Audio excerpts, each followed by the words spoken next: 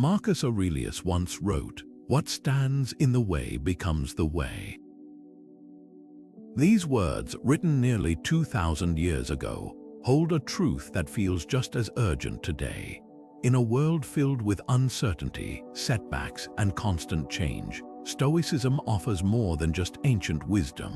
It provides practical, timeless tools to help us not only survive but thrive. This philosophy isn't about suppressing emotions or ignoring hardship. It's about transforming how we see and respond to the challenges life throws our way. What if the key to unlocking your full potential wasn't about avoiding obstacles, but about learning to face them with clarity, resilience, and purpose? That's exactly what we're going to explore in this video. Together, we'll walk through 28 Stoic Steps, a structured guide designed to help you build unshakable strength, find clarity in chaos, and ultimately achieve a level of brilliance you might not have thought possible. So, are you ready to discover how the wisdom of the Stoics can help you not just endure, but truly master the challenges of your life? Stoicism teaches us to distinguish between what we can and cannot control. At its core, this principle, known as the Dichotomy of Control, is about clarity. It's about understanding where our power truly lies and where it doesn't. The ancient Stoic philosopher Epictetus put it simply: some things are within our power while others are not. What he meant was this: our thoughts, actions, and responses are ours to shape, but external events, other people's opinions, the weather, or even traffic jams are not. This idea isn't just philosophical, it's profoundly practical. When we focus our energy on what we can control, we stop wasting it on what we can't. Think about it. How much time do we spend worrying about things that are completely out of our hands? The result: less anxiety, more empowerment, and a clearer path forward. Take a modern example: stress at work. You can't control your boss's mood or the company's financial decisions, but you can control how you prepare for meetings, how you communicate with your team, or how you manage your time. By shifting your focus to what's within your power, you transform stress into action. So, here's a question for you. What's one thing you're worrying about right now that's outside your control? Could letting go of it free up space for something more productive? The dichotomy of control isn't about ignoring challenges. It's about facing them with a mindset that prioritizes what truly matters. What if every obstacle was an opportunity in disguise? This is the essence of Amor Fati, a Latin phrase meaning love of fate. It's a concept that Stoics like Marcus Aurelius and even later thinkers like Friedrich Nietzsche embraced wholeheartedly. Instead of resisting or resenting the challenges life throws at us, Amor Fati invites us to accept them, not just with resignation but with genuine appreciation. Why? Because every setback, every hardship carries within it the seeds of growth.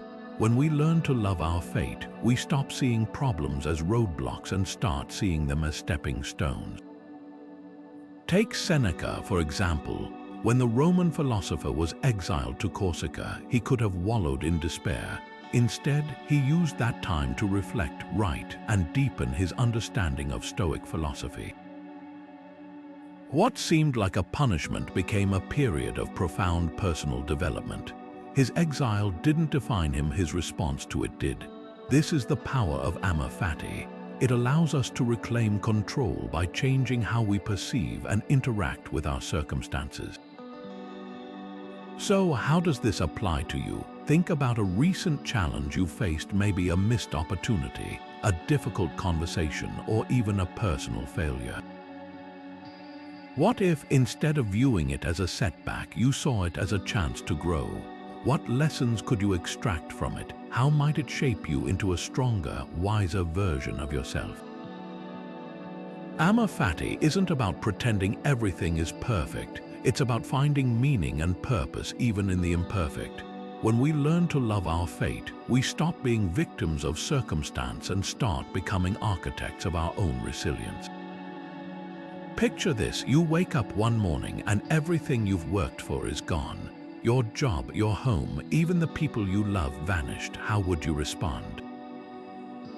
It's a jarring thought, but this exercise, known as negative visualization, is one of the most powerful tools in Stoic philosophy. The Stoics called it premeditatio malorum, which translates to the premeditation of evils. At first glance, it might sound pessimistic, but it's actually the opposite. By imagining the worst-case scenarios, we don't dwell on fear. We prepare ourselves for life's uncertainties and, in the process, cultivate a deeper appreciation for what we have. Seneca, one of the greatest Stoic thinkers, often wrote about the importance of this practice. He encouraged his readers to reflect on the fragility of life, not to scare them, but to remind them of its preciousness. He said, "We are more often frightened than hurt, and we suffer more in imagination than in reality." When we mentally rehearse loss or hardship, we strip away the shock and fear that often accompany unexpected challenges. We also begin to see how much we take for granted. That morning cup of coffee, the roof over our heads, the sound of a loved one's voice, these are gifts we often overlook until they're gone. Let's bring this into a modern context. Imagine you're preparing for a job loss. Instead of panicking, you take a moment to visualize what you do next. You might update your resume, explore new career paths, or even start a side hustle. By preparing mentally, you're not just reducing anxiety, you're building resilience. You're also likely to feel a renewed sense of gratitude for the job you currently have, even if it's not perfect. So here's a question to reflect on. What's one thing in your life that you take for granted? Could you pause today to truly appreciate it? Negative visualization isn't about dwelling on what could go wrong. It's about preparing for the unexpected while deepening our gratitude for the present. When we embrace this practice, we don't just survive life's challenges, we learn to thrive within them, finding strength and meaning in even the most uncertain moments. Stoics believe adversity is the forge of character, a crucible where strength, resilience, and wisdom are forged. It's not the absence of challenges that defines us, but how we respond to them. Marcus Aurelius, one of history's most revered Stoic leaders, faced immense adversity during his reign as Roman emperor. Wars, betrayals, plagues, he endured it all. Yet, instead of crumbling under the weight of these trials, he used them as opportunities to deepen his understanding of life and strengthen his resolve. His personal writings, later compiled as meditations, reveal a man who saw adversity not as a curse but as a teacher. This idea isn't confined to ancient history. Think about modern athletes who overcome career-threatening injuries. A torn ligament or a broken bone could end their dreams, but for many, it becomes a turning point. They use the recovery process to rebuild not just their bodies but their minds. They emerge stronger, more disciplined, and often more appreciative of their craft. Adversity, in this sense, isn't an obstacle, it's a catalyst for growth. Resilience isn't something we're born with, it's something we cultivate. Every challenge we face is an opportunity to practice it. When we lean into difficulty instead of running from it, we develop mental toughness. We learn to adapt, to persevere, and to find meaning even in the hardest moments. So let's bring this closer to home. What's one challenge you faced that made you stronger? Maybe it was a failure at work, a personal loss, or a time when you felt completely out of your depth. How did you respond? Did it change the way you see yourself or your capabilities? Adversity has a way of revealing our inner strength we might not even realize we have until it's tested. The Stoic approach to adversity isn't about pretending everything is fine. It's about acknowledging the difficulty, embracing the lessons it offers, and using it to build a version of yourself that's more resilient, more adaptable, and more prepared for whatever comes next. When we view challenges through this lens, we stop being victims of circumstance and start becoming architects of our own growth. Epictetus once said, It's not what happens to you, but how you react that matters. This simple yet profound idea lies at the heart of Stoic detachment, a concept that has nothing to do with being cold or indifferent. Instead, it's about creating space between an event and your response, so you can act with clarity rather than react out of impulse. Emotional detachment doesn't mean ignoring your feelings. It means observing them without letting them take control.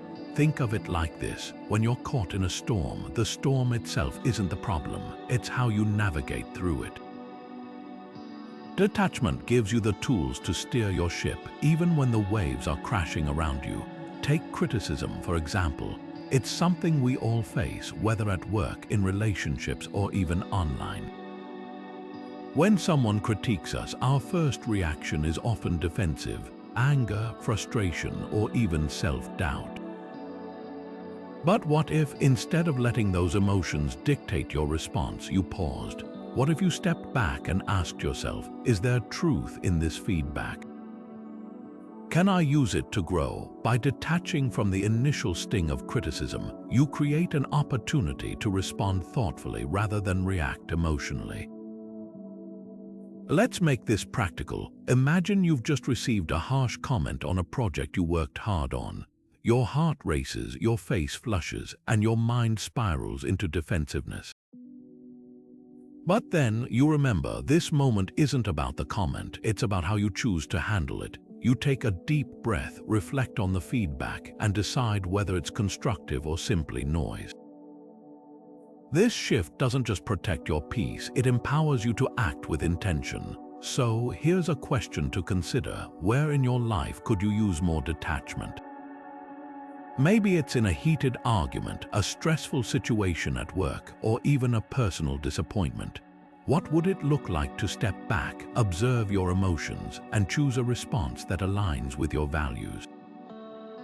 Detachment isn't about suppressing how you feel, it's about giving yourself the freedom to respond in a way that serves you, not the moment. When you master this art, you'll find that life's challenges become less overwhelming, and your ability to navigate them becomes infinitely stronger. How often do you truly live in the now? It's a question that might catch you off guard, but it's one worth asking. In a world that constantly pulls us in a million directions, social media notifications, looming deadlines, and endless to-do lists, it's easy to lose sight of the present moment. Yet, Stoicism teaches us that this moment, right here, right now, is all we truly have. Marcus Aurelius, in his Meditations, wrote, "Confine yourself to the present." He wasn't just offering a poetic thought, he was giving us a practical tool for living a more intentional life.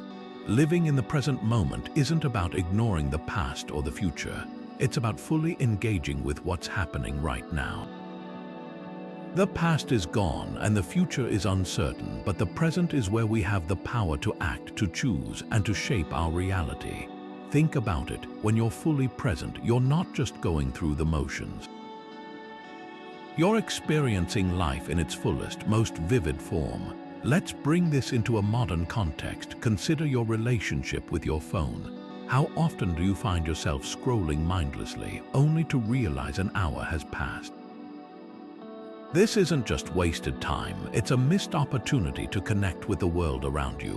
What if, instead of reaching for your phone during a quiet moment, you took a deep breath, looked around, and truly noticed your surroundings?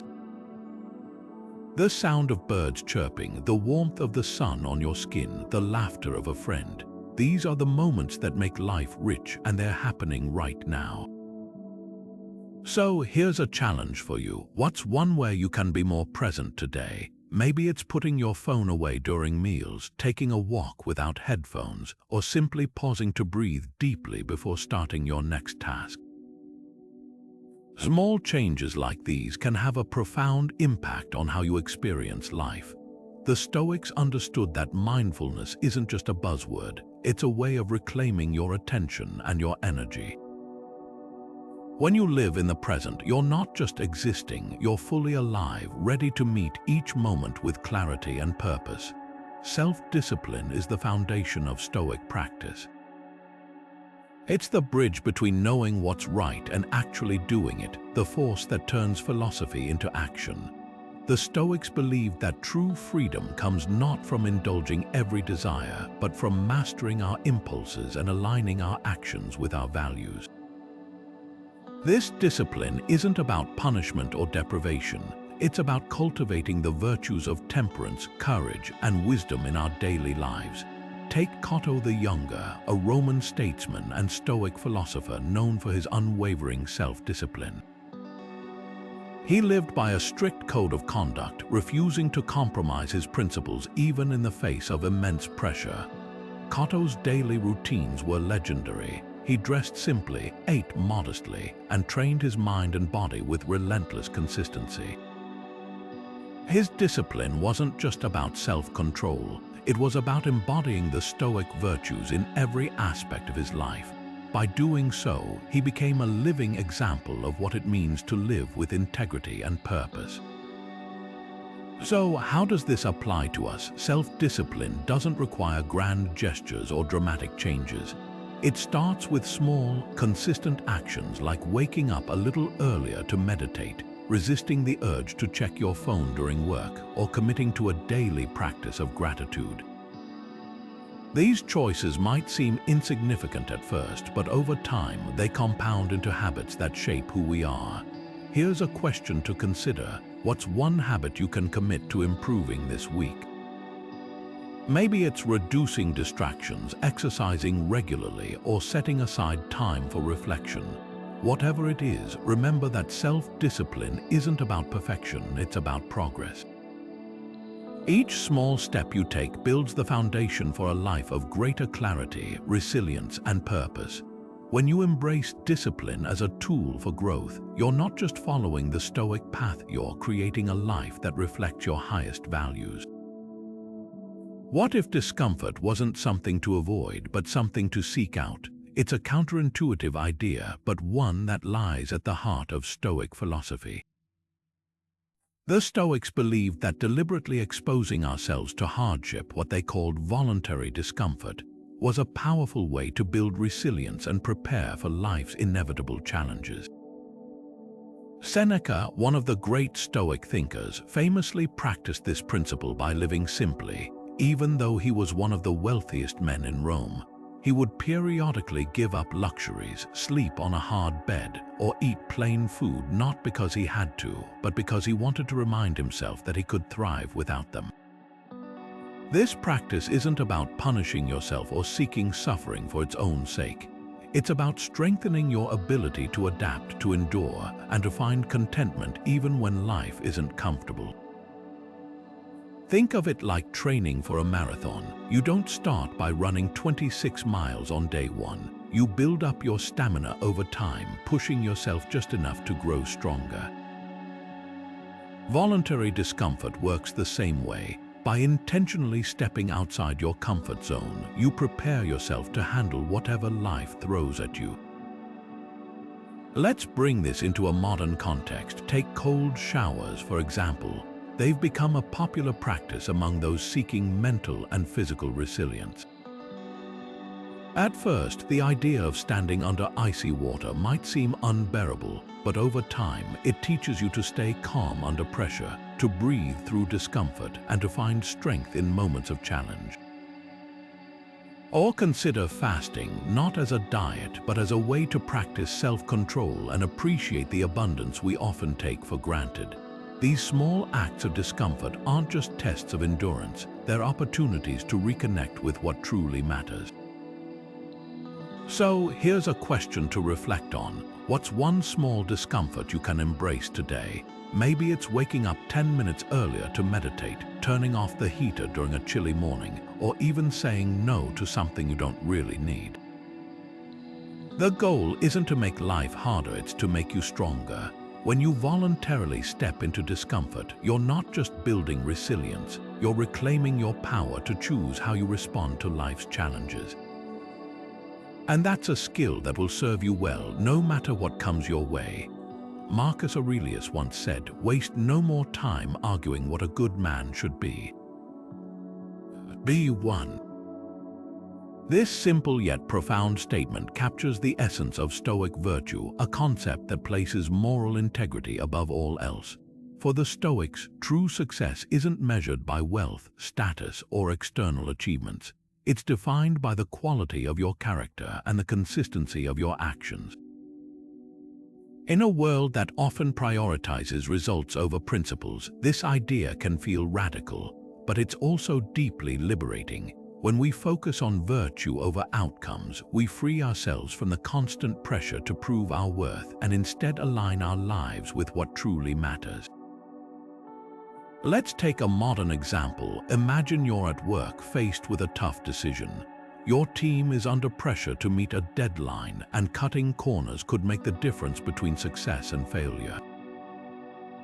The easy choice might be to prioritize the outcome, get the job done, no matter the cost. But the Stoic approach challenges you to ask a different question. What's the right thing to do? Not just for the project, but for your integrity, your team, and the values you stand for. Choosing honesty, fairness, and responsibility in that moment might not guarantee immediate success, but it strengthens your character and builds trust over time. This isn't just about big decisions either. Virtue shows up in the small, everyday choices like speaking up when you see something unjust, staying calm in the face of frustration, or admitting when you've made a mistake. Each of these actions, no matter how minor they seem, contributes to the person you're becoming. So, here's something to consider. What's one action you can take today that aligns with your values? It doesn't have to be grand or dramatic. It could be as simple as offering kindness to someone who needs it, standing up for a colleague, or taking responsibility for a task you've been avoiding. When you focus on virtue, you're not just doing the right thing. You're building a life of purpose and meaning, one choice at a time. The Stoics remind us that while we can't always control the outcomes of our actions, we can always choose to act with integrity. And in the end, that's what truly defines us. How often do you pause to reflect on your day? In the rush of deadlines, meetings, and endless to-do lists, taking a moment to look inward can feel like a luxury we can't afford. But for the Stoics, reflection wasn't optional, it was essential. Seneca, one of the most influential Stoic philosophers, wrote extensively about the importance of daily reflection in his letters. He believed that without this practice, we risk living on autopilot, moving from one task to the next without truly understanding ourselves or our actions. The Stoic practice of evening reflection, often called examen, is about more than just recounting the events of the day. It's a deliberate, thoughtful process of evaluating what went well, what didn't, and what lessons you can carry forward. Seneca urged his readers to ask themselves, what evil have you cured today? What weakness have you resisted? In what way are you better? These questions weren't meant to provoke guilt or self-criticism. They were tools for growth designed to help us live more intentionally. Let's bring this into a modern context. Think of journaling. It's a simple, accessible way to practice Stoic reflection. At the end of each day, you might write down 3 things: a challenge you faced, how you responded to it, and what you learned. Over time, this habit helps you spot patterns in your behavior, identify areas for improvement, and celebrate your progress. It's not about perfection, it's about awareness. Here's a question to consider. What's one lesson you learned today? Maybe it's something small, like realizing you're more patient than you thought, or something bigger, like recognizing a recurring habit that's holding you back. Reflection turns these moments into opportunities for growth. It's like holding up a mirror to your life, allowing you to see yourself more clearly and make intentional choices moving forward. The beauty of this practice is its simplicity. You don't need hours of free time or a deep understanding of philosophy. All you need is a few minutes and a willingness to look inward. When you make reflection a daily habit, you're not just reviewing your day, you're shaping the person you're becoming. And in a world that constantly pulls us outward, this inward focus can be a source of clarity, resilience, and profound self-discovery. Everything changes. It's a truth as old as time, yet one we often resist. The Stoics understood this better than most. They saw impermanence not as something to fear, but as a natural part of life, a reminder to hold things lightly and live with open hands. When we accept that nothing lasts forever, we free ourselves from the grip of fear and attachment. Instead of clinging to what we can't control, we learn to appreciate what we have while it's here and let go when it's time. Take the fall of Rome, for example. At its height, the Roman Empire seemed invincible. Its roads stretched across continents, its culture influenced the known world, and its leaders wielded immense power. Yet, over time, even this colossal empire crumbled. The Stoics, living through its decline, didn't despair. Instead, they used it as a lesson in impermanence. They accepted that all things, no matter how grand or enduring, have their season. And in that acceptance, they found peace. This idea isn't just about empires or grand historical events. It applies to our everyday lives. Think about the job you've outgrown, the relationship that's run its course, or even the old habits that no longer serve you. Clinging to these things doesn't preserve them, it only holds you back. When we embrace impermanence, we stop resisting change and start flowing with it. We become more adaptable, more resilient, and more present. So, here's a question to reflect on. What's one thing you're holding onto that you need to let go of? Maybe it's an old grudge, a dream that no longer fits, or even a physical possession that's taking up space in your life. What would it feel like to release it? Impermanence isn't about loss, it's about making room for what's next. When we stop clinging to what's fading, we open ourselves to new possibilities, new growth, and new ways of being. The Stoics remind us that change isn't the enemy. It's the very thing that makes life vibrant and full of potential. Epictetus once said, "He is a wise man who does not grieve for the things which he has not, but rejoices for those which he has." These words, spoken centuries ago, capture the essence of gratitude, a practice that has the power to transform how we see the world. At its core, gratitude is about shifting our focus from what's missing to what's already here. It's not about ignoring life's difficulties or pretending everything is perfect. It's about finding the good, even in the midst of challenges. And when we do that, something remarkable happens. We begin to see abundance where we once saw lack. Think about it. How often do we fixate on what we don't have, whether it's a bigger paycheck, a better job, or a more exciting social life? This mindset of scarcity can leave us feeling perpetually dissatisfied, always chasing the next thing without ever truly appreciating what we already possess. Gratitude flips this script. It invites us to pause, to look around, and to recognize the wealth of blessings we often take for granted. A modern example of this is the practice of keeping a gratitude journal. It's a simple yet powerful tool that's gained popularity in recent years. Each day, you write down a few things you're grateful for, whether it's a kind word from a friend, a beautiful sunset, or even the comfort of a warm bed. Over time, this habit trains your brain to notice and appreciate the small, everyday gifts that might otherwise go unnoticed. Research shows that people who regularly practice gratitude experience lower levels of stress, greater emotional resilience, and even improved physical health. It's a reminder that gratitude isn't just a feeling, it's a skill we can cultivate. So, here's a question to reflect on. What's one thing you're grateful for today? It doesn't have to be grand or life-changing. It could be as simple as the smell of fresh coffee, the sound of laughter, or the fact that you have a moment to pause and reflect. When we take the time to acknowledge these moments, we're not just practicing gratitude, we're rewiring our perspective.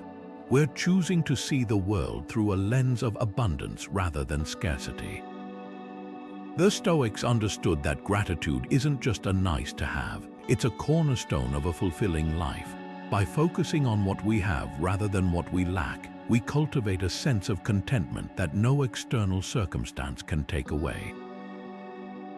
And in a world that's always pushing us to want more, that's a gift worth embracing.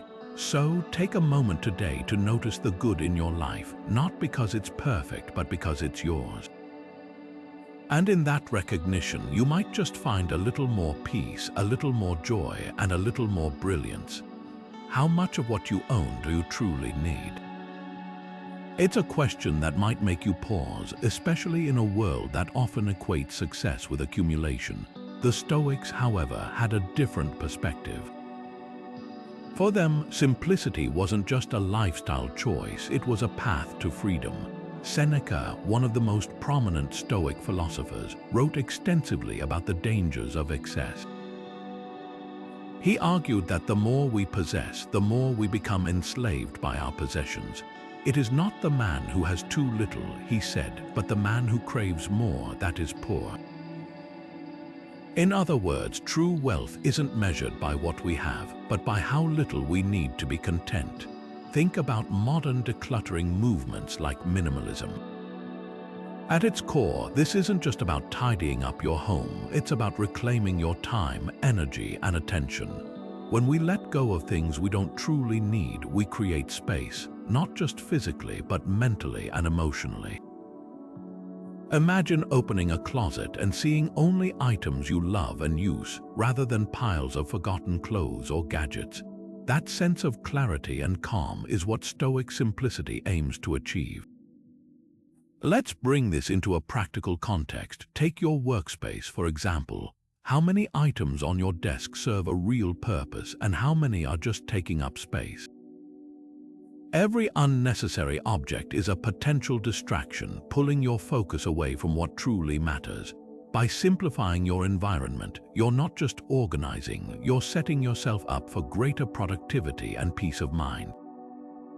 So here's a challenge for you. What's one thing you can let go of to simplify your life? Maybe it's a piece of clothing you haven't worn in years, a gadget that no longer serves you, or even a commitment that's draining your energy. The act of letting go isn't just about creating physical space. It's about making room for what truly adds value to your life. The Stoics remind us that simplicity isn't about deprivation, it's about liberation. When we stop chasing after more, we free ourselves to focus on what's truly important: our relationships, our growth, and our ability to live with intention. In a world that constantly tells us to want more, embracing simplicity is a radical act of self-respect. It's a way of saying, I am enough and I have enough. And in that realization, we find a deeper, more enduring kind of wealth. The Stoics remind us to prioritize what's essential, a principle that cuts through the noise of modern life and brings us back to what truly matters.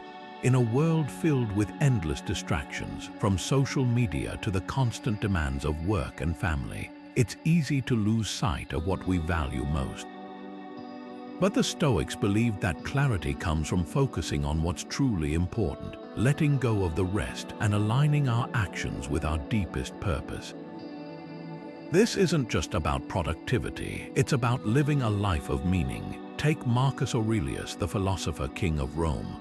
Despite ruling one of the most powerful empires in history, he never lost sight of his duty to lead with integrity and wisdom. His personal writings, preserved in meditations, reveal a man constantly reminding himself to stay focused on what mattered, serving his people, living virtuously, and fulfilling his responsibilities. Even in the chaos of war and political intrigue, he found clarity by asking himself one simple question: does this align with my purpose? This principle isn't just for emperors or philosophers. It's for anyone who feels pulled in too many directions, overwhelmed by the sheer volume of tasks and decisions that demand their attention. Imagine your to-do list as a river. Some tasks are boulders, essential, unmovable, and deeply connected to your values. Others are pebbles, small, insignificant, and easily swept away. The key is to identify the boulders and let the pebbles go. So here's a question to reflect on. What's one thing you're spending time on that doesn't align with your values? Maybe it's an obligation you've outgrown, a habit that drains your energy, or even a relationship that no longer serves you. By letting go of what doesn't matter, you create space for what does. Focusing on what's essential isn't about perfection or getting everything done. It's about making intentional choices that reflect who you are and what you stand for. When you do that, you'll find that life feels less cluttered, less stressful, and infinitely more meaningful. The Stoics knew that by prioritizing what truly matters, we don't just survive life, we thrive in it with clarity, purpose, and a deep sense of fulfillment. Marcus Aurelius once wrote, "What injures the hive injures the bee." At first glance, this might seem like a poetic observation, but it holds a profound truth about the interconnectedness of all things. The Stoics understood that we're not isolated individuals. Our actions ripple outward, affecting those around us in ways we might not always see. This idea isn't just about lofty philosophy, it's a call to practice empathy and compassion in our daily lives. For the Stoics, kindness wasn't a weakness, it was a strength, a way of recognizing that we're all part of the same human hive. Think about a modern workplace conflict. Imagine two colleagues at odds over a project, each convinced they're right. The tension builds, productivity drops, and the entire team feels the strain. Now, what if one of them took a step back, not to give in, but to truly understand the other's perspective? What if they asked, "Why does this matter to you?" Or "What are you trying to achieve here?" This simple act of empathy, of seeing the other person not as an adversary but as someone with their own struggles and goals, can transform the dynamic. It's not about agreeing with everything, it's about creating space for understanding. The Stoic practice of empathy isn't just about making others feel better, it's about cultivating a deeper sense of connection and harmony. When we approach others with compassion, we're not just helping them, we're strengthening the bonds that hold our communities together. And in doing so, we create an environment where everyone, including ourselves, can thrive. So here's a question to reflect on. How can you show more compassion to someone today? Maybe it's a family member who's been distant, a colleague who's under pressure, or even a stranger who seems to be having a tough day. It doesn't have to be a grand gesture. Sometimes the smallest acts of kindness have the biggest impact. A listening ear, a kind word, or even a moment of patience can make all the difference. The Stoics remind us that empathy isn't just a virtue, it's a practice, one that requires us to step outside ourselves and see the world through someone else's eyes. When we do that, we're not just improving our relationships, we're building a life rooted in understanding, connection, and shared humanity. And in a world that often feels divided, that's a gift worth giving.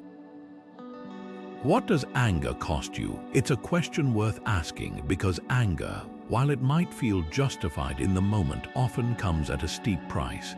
The Stoics, particularly Seneca, saw anger as one of the most destructive emotions we can experience. In his essay on anger, Seneca called it a brief insanity, a force that clouds our judgment, distorts our perspective, and leads us to act in ways we later regret. He argued that anger doesn't solve problems, it creates them, and in the heat of the moment, it can feel impossible to control. But here's the thing, anger isn't just something that happens to us, it's something we can choose to let go of. Think about road rage, for example. You're driving along, minding your own business when someone cuts you off. Your heart races, your hands tighten on the wheel, and before you know it, you're honking, yelling, or even tailgating. In that moment, anger feels like the only response. But what does it actually accomplish? Does it make the other driver apologize? Does it make you feel better? Or does it just leave you more stressed, more frustrated, and less focused on the road ahead? Seneca's advice was simple: pause.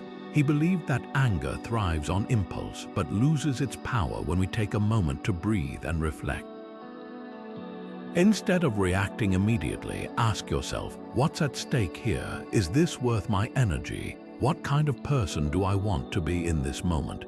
By creating that small space between stimulus and response, you give yourself the chance to choose a different path, one that doesn't leave you feeling drained or regretful. So here's a challenge for you. What's one situation in your life where you can choose calm over anger? Maybe it's a coworker who pushes your buttons, a family member who doesn't listen, or even a stranger who seems determined to test your patience. Next time you feel that familiar surge of frustration, try stepping back, take a deep breath, remind yourself that anger doesn't serve you, it only steals your peace. The Stoics weren't saying we should never feel anger, they were saying we shouldn't let it control us. When we learn to let it go, we reclaim our power. We become the kind of person who responds to life's challenges with clarity, not chaos. And in doing so, we create space for something far more valuable, inner peace. Stoics value wisdom over the opinions of others, a principle that might sound simple, but carries immense weight in a world obsessed with approval. Think about it. How often do we shape our choices, our words, even our identities, based on what we think others will think? It's a habit that can feel almost automatic, but it comes at a cost. Every time we prioritize external validation over our own inner truth, we surrender a piece of our peace and authenticity. The Stoics understood this deeply. They believed that true freedom comes not from pleasing others, but from aligning our actions with wisdom and virtue, regardless of who's watching. Take Socrates, for example. The ancient Greek philosopher never shied away from speaking his truth, even when it made him unpopular. He challenged the status quo, questioned authority, and inspired his students to think critically, actions that eventually led to his trial and execution. Yet, even in the face of death, Socrates remained steadfast. He famously said, "It is not living that matters, but living rightly." His indifference to criticism wasn't about arrogance, it was about conviction. He knew that seeking the approval of others would only distract him from his higher purpose, the pursuit of wisdom and truth. This idea isn't just about ancient philosophers or dramatic historical moments. It's about the everyday choices we make. Consider a modern scenario. You're scrolling through social media and you see a post that doesn't sit right with you.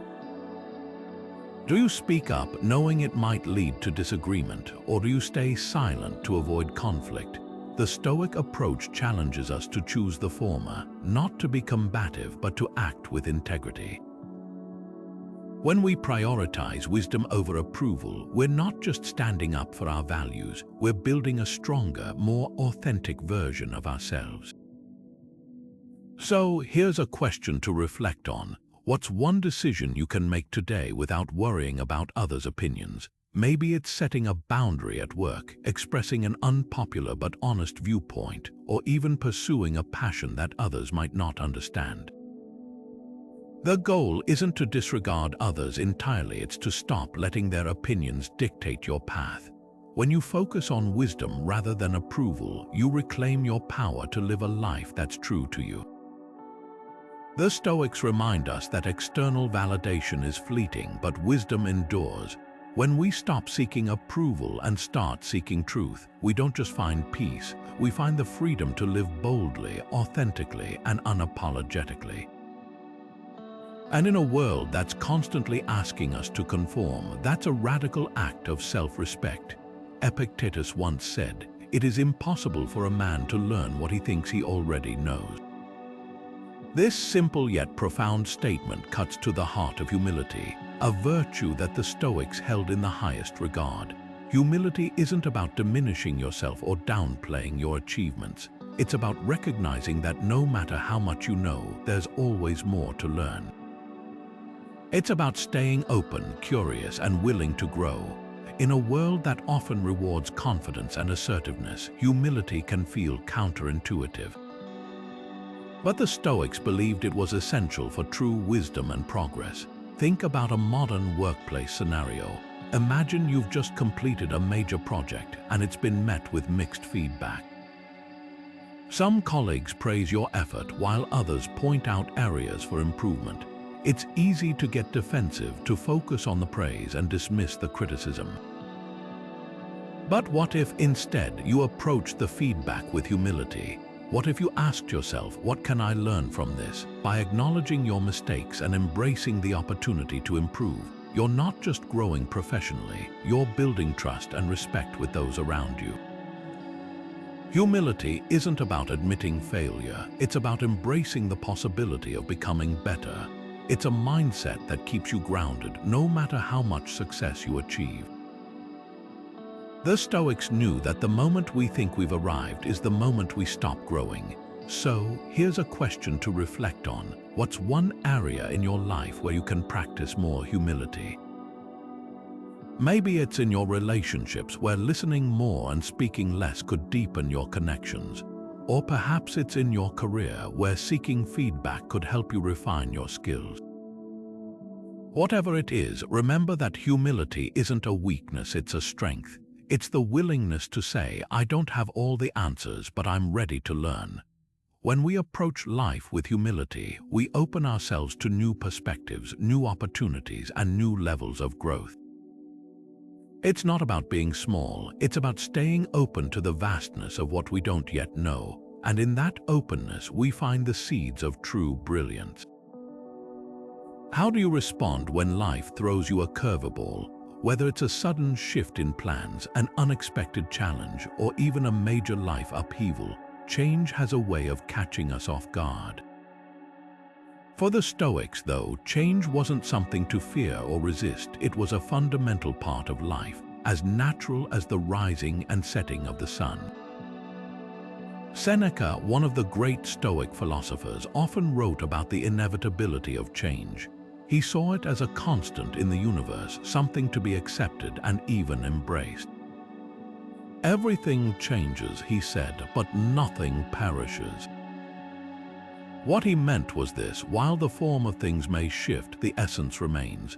Change isn't the enemy, it's the very fabric of existence. Take Seneca's own life as an example. Born into a wealthy Roman family, he later faced exile to Corsica, a harsh punishment for a man of his status. Instead of resisting this dramatic shift, Seneca used it as an opportunity for growth. He wrote some of his most profound works during his exile, turning what could have been a period of despair into a time of deep reflection and creativity. His adaptability wasn't just about survival, it was about thriving in the face of uncertainty. This perspective isn't just ancient wisdom, it's a practical tool for modern life.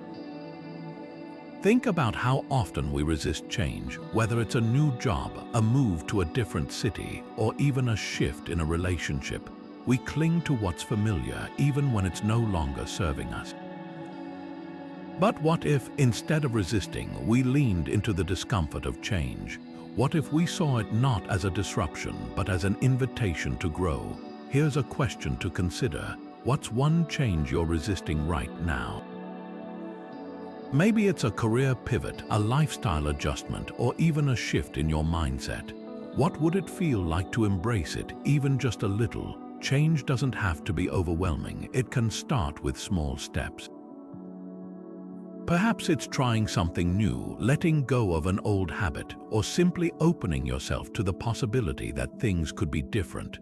The Stoics remind us that change is inevitable, but our response to it is entirely within our control. When we stop fighting against the current and start flowing with it, we find a sense of freedom and resilience we might not have thought possible. Change isn't just something to endure, it's an opportunity to evolve, to adapt, and to discover new strengths within ourselves. And in that discovery, we find not just stability, but brilliance. Stoics measure success by effort, not outcomes. It's a radical shift in perspective, especially in a world that often judges us by what we achieve rather than how we got there. The Stoics believed that while results are often beyond our control, the effort we put in is entirely our own. By focusing on what we can influence, our actions, our dedication, our persistence, we free ourselves from the roller coaster of external validation and find a deeper, more enduring sense of fulfillment. Consider learning a new skill like playing the guitar. At first, you might dream of performing on stage or recording a hit song. But what happens when the chords don't come easily or your fingers ache after hours of practice? If you're only focused on the end result, it's easy to feel frustrated, even defeated. But what if instead you measured your success by the effort you put in? Each time you pick up the guitar, each time you push through the discomfort, you're building discipline, resilience, and a deeper connection to the process. The joy isn't just in the final performance, it's in the daily act of showing up, of trying, of growing. This mindset doesn't just apply to hobbies or personal goals. Think about a project at work or a fitness goal. When we fixate on the outcome, whether it's a promotion, a perfect presentation, or a certain number on the scale, we set ourselves up for disappointment if things don't go as planned. But when we focus on the effort, the hours of preparation, the consistency of showing up, the small improvements along the way, we create a foundation of resilience that no setback can shake. So here's a question to reflect on. What's one goal where you can shift your focus from the result to the process? Maybe it's a creative project, a health journey, or even a relationship you're working to strengthen. How would it feel to measure your success not by the final outcome, but by the effort you're putting in every single day? The Stoics remind us that life is unpredictable. Outcomes are never guaranteed, but effort, that's something we can always control.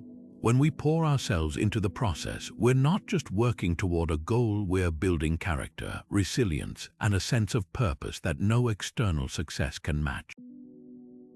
And in that effort, we find a kind of success that's truly unshakable. Marcus Aurelius once wrote, "Everything happens at the right time." At first glance, this might sound like a comforting platitude, but for the Stoics, it was a profound truth about the nature of life. Patience, in their eyes, wasn't just about waiting, it was about trusting the timing of things, even when progress feels slow or uncertain. It's a practice that requires us to let go of our need for control and instead embrace the flow of life, knowing that what's meant for us will find its way when the time is right. Think about career growth, for example. Many of us have felt the frustration of working hard, putting in the hours, and still not seeing the promotion or recognition we feel we deserve. It's easy to feel stuck, to wonder if all that effort is worth it. But what if, instead of focusing on the outcome, we shifted our attention to the process itself? What if we trusted that every step we're taking, no matter how small, is preparing us for what's next? The Stoics remind us that patience isn't passive. It's an active practice of aligning our efforts with faith in the bigger picture. Let's take a modern example, starting a new business. You've poured your heart into your idea, but the results aren't coming as quickly as you'd hoped. Clients are slow to sign on, revenue is inconsistent, and doubt starts to creep in. It's in these moments that patience becomes essential. Instead of rushing or forcing things, you focus on what you can control, improving your craft, building relationships, and staying true to your vision.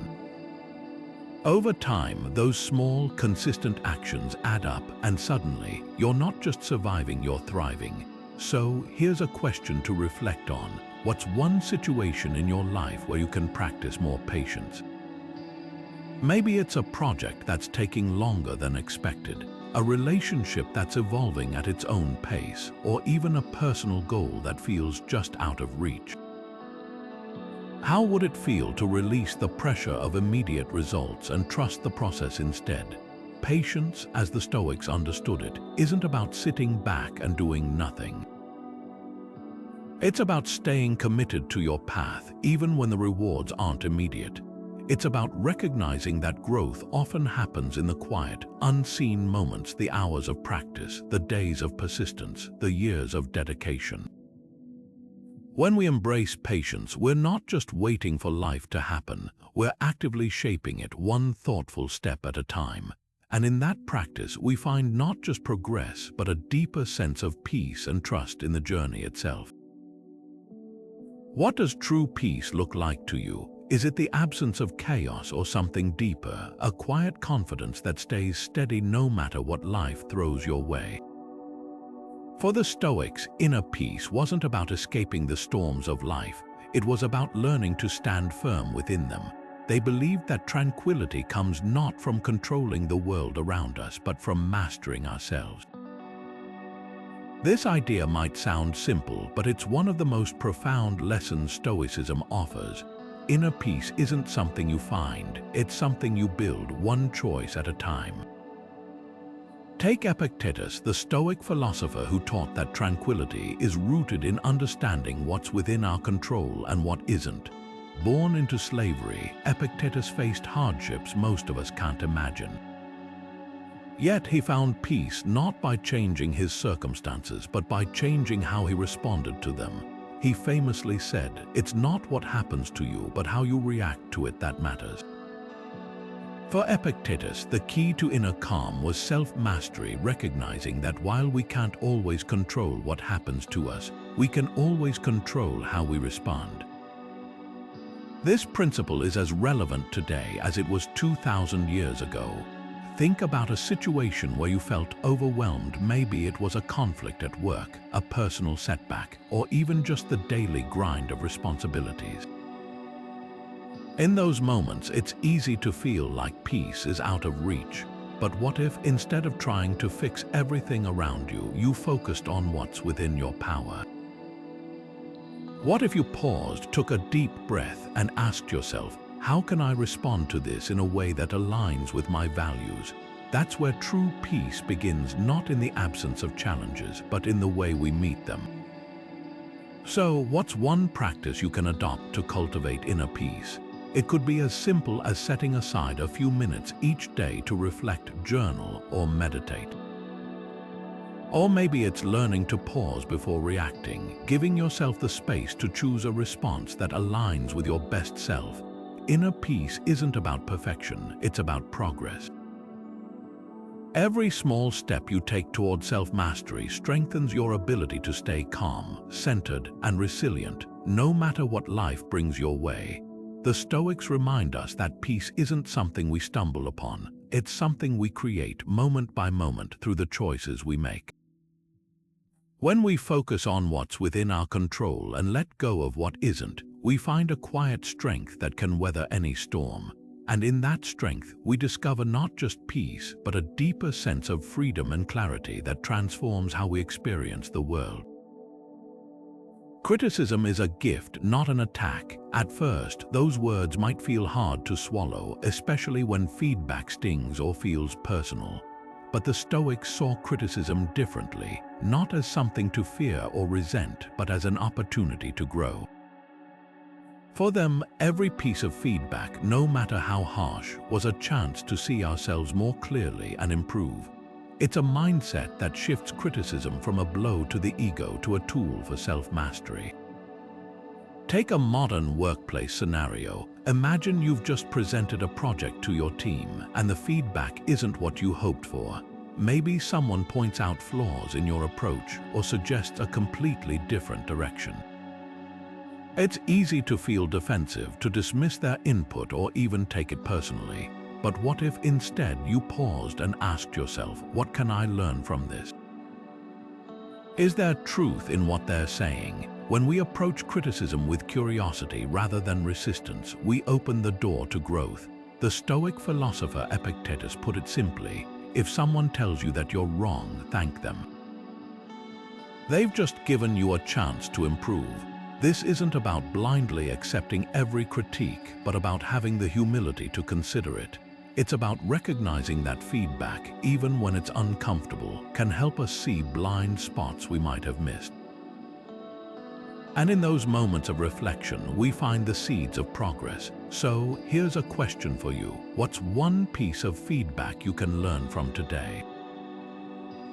Maybe it's a comment from a colleague, a suggestion from a friend, or even a critique you've been avoiding. What would it look like to approach it not as a judgment but as a guide? Criticism, when we embrace it, becomes less about proving ourselves right and more about becoming better. The Stoics remind us that growth rarely happens in comfort.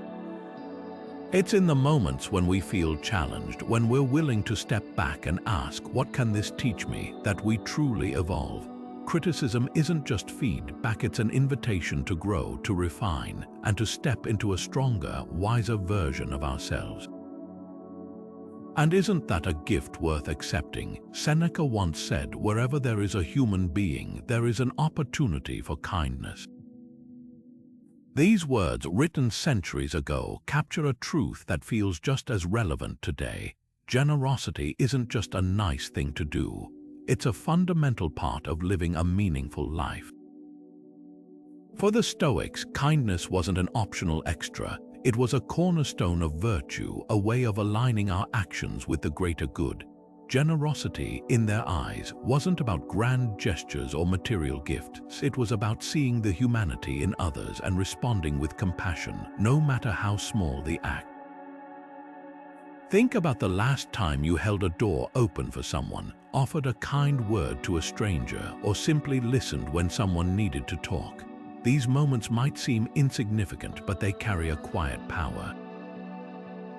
They remind us that we're all connected, that even the smallest act of kindness can ripple outward, touching lives in ways we might never see. The Stoics believed that generosity wasn't just about helping others, it was about cultivating a sense of shared humanity, a recognition that we're all part of the same human family. Let's bring this into a modern context. Imagine you're walking down the street and you see someone struggling with heavy bags. You could keep walking, lost in your own thoughts, or you could pause and offer to help. That moment of generosity doesn't just lighten their load, it creates a connection, a reminder that we're not alone in this world.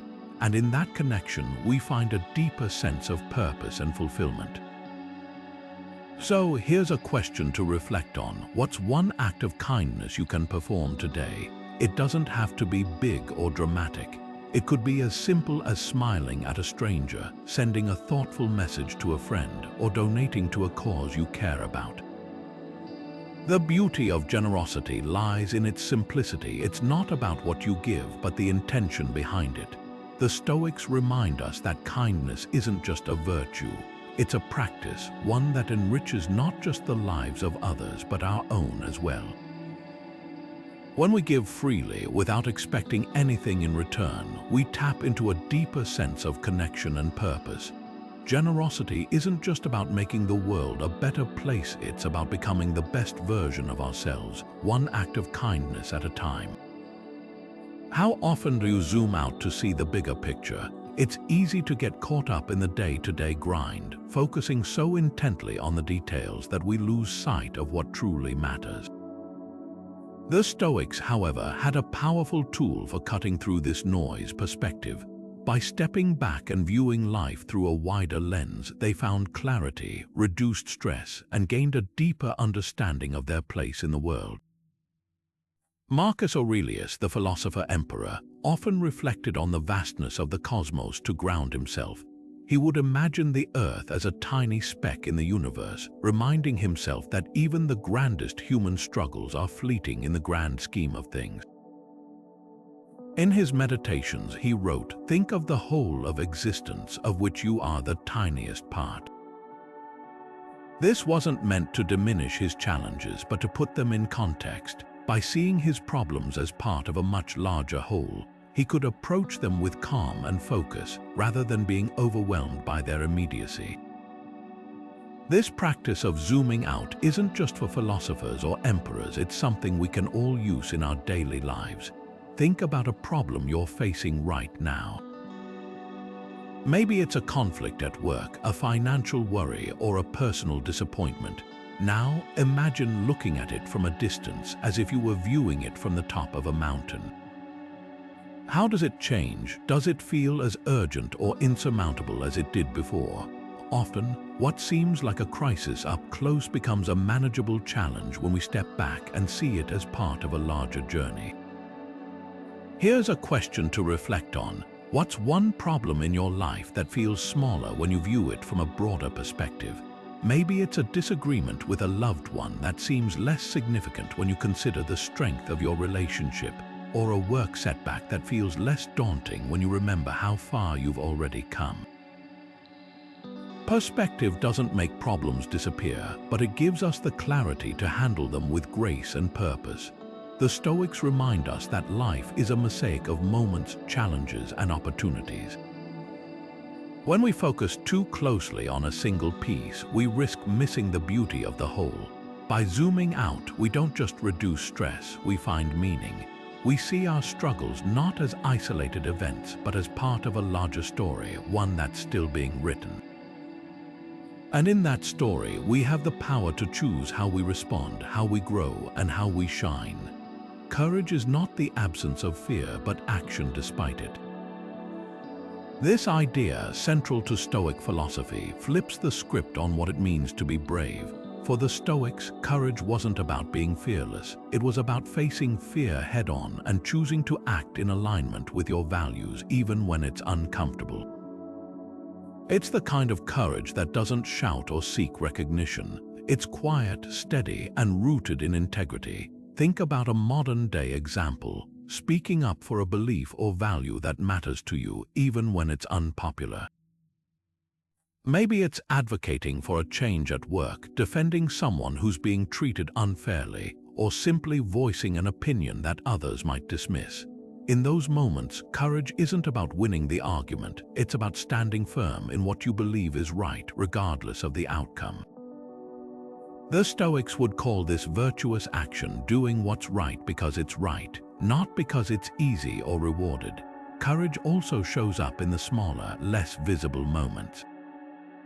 It's the decision to have a difficult conversation instead of avoiding it, to take a risk on a new opportunity despite the fear of failure, or to admit when you've made a mistake. These actions might not make headlines, but they shape who we are and how we move through the world. So, here's a question to reflect on. What's one fear you can confront today? It doesn't have to be monumental.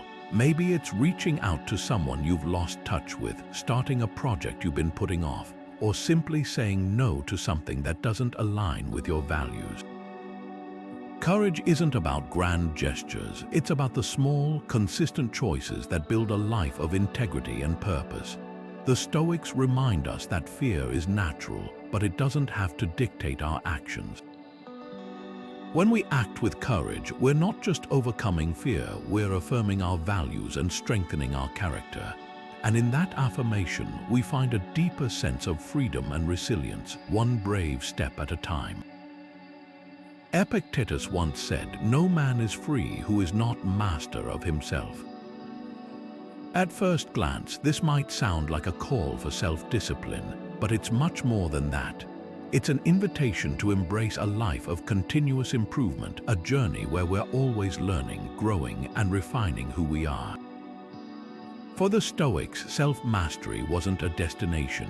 It was an ongoing process, a commitment to becoming better, not just for ourselves, but for the world around us.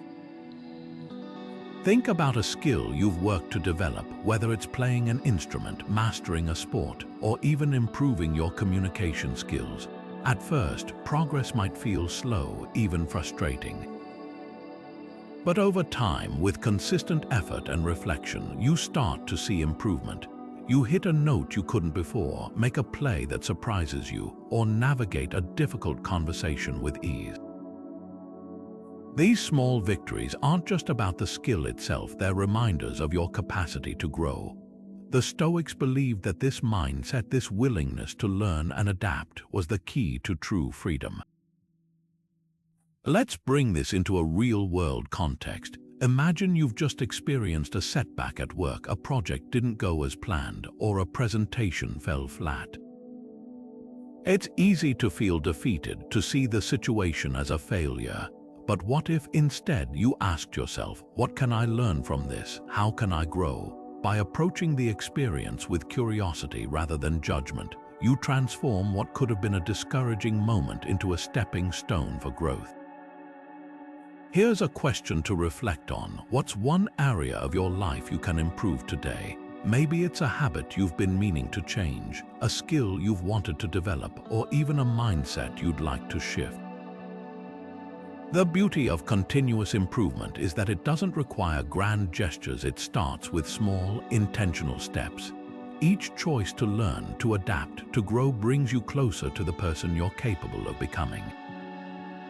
The Stoics remind us that self-mastery isn't about perfection, it's about progress. When we commit to lifelong learning, we're not just improving ourselves, we're creating a life of purpose, resilience, and freedom. And in that journey, we discover not just who we are, but who we can become. How do you want to be remembered? It's a question that cuts to the core of what it means to live a meaningful life. For the Stoics, leaving a legacy wasn't about fame or material wealth. It was about living virtuously and making a positive impact on the world. They believed that the true measure of a life well lived wasn't in what we accumulate, but in how we contribute to the lives of others. This idea might feel lofty, but it's deeply practical. It's about aligning our actions with values that outlast us, creating ripples that extend far beyond our own existence. Take Seneca, the Roman philosopher whose writings continue to inspire millions centuries after his death. While he held great political power and wealth, it wasn't his status that cemented his legacy. It was his wisdom, his generosity, and his unwavering commitment to virtue. Through his letters and essays, Seneca left behind a blueprint for living with integrity, resilience, and compassion. His words didn't just survive the passage of time, they became a timeless gift to humanity. What's remarkable is that Seneca didn't set out to be remembered. He simply focused on living well, and in doing so, he created something enduring. This idea of legacy isn't just for philosophers or historical figures. It's something we all have the power to shape starting today. Think about the small, everyday actions that define who you are. Maybe it's the way you mentor a colleague, the kindness you show to a stranger, or the values you instill in your children. These moments might feel insignificant in the grand scheme of things, but they're the building blocks of a meaningful legacy. So, here's a question to reflect on. What's one action you can take today to build your legacy? It doesn't have to be grand or dramatic. It could be as simple as sharing your knowledge with someone who needs it, standing up for what you believe in, or even taking the time to truly listen to someone in need.